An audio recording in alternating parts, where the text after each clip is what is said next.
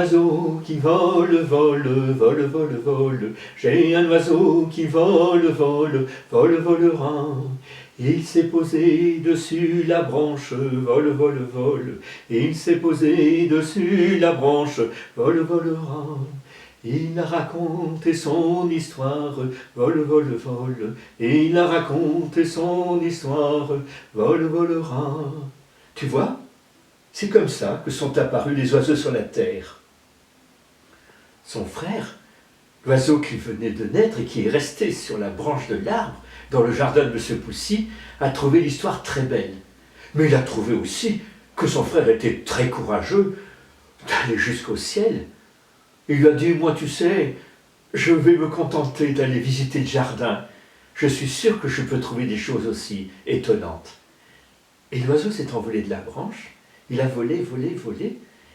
Et là, il a aperçu dans un coin un animal qu'il ne connaissait pas, qui avait l'air doux, gentil, bénin et gracieux, toute de fourrure.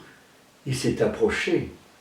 Il ne savait pas que c'était le chat de M. Poussy, qui depuis un moment observait, parce qu'il avait bien vu l'arbre du jardin de M. Poussy. Il avait bien vu le trou de l'arbre du jardin de M. Poussy. Et il savait que dans le trou de l'arbre du jardin de M. Poussy, il y avait deux oiseaux.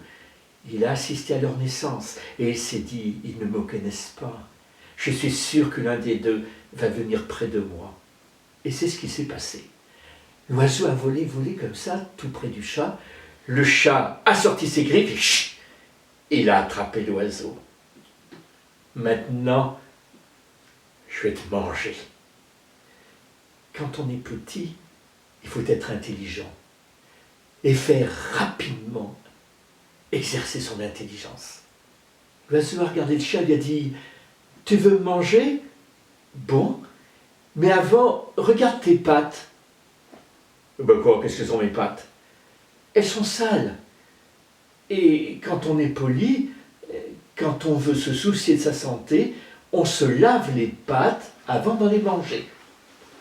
Oh ben t'as raison. Le chat a lâché l'oiseau s'est envolé, le chat est rentré dans la maison pour aller se laver les pattes, et quand elles ont été bien bien propres, il est retourné dans le jardin. Et vous imaginez bien que l'oiseau était déjà loin sur la branche de l'arbre. Alors le chat, il a regardé ses pattes. Oh, elles étaient propres. Mais il s'est dit, c'est une leçon pour moi.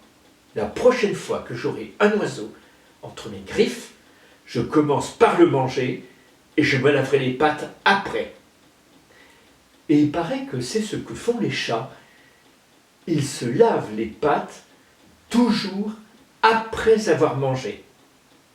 Mais vous les enfants, vous n'êtes pas des chats.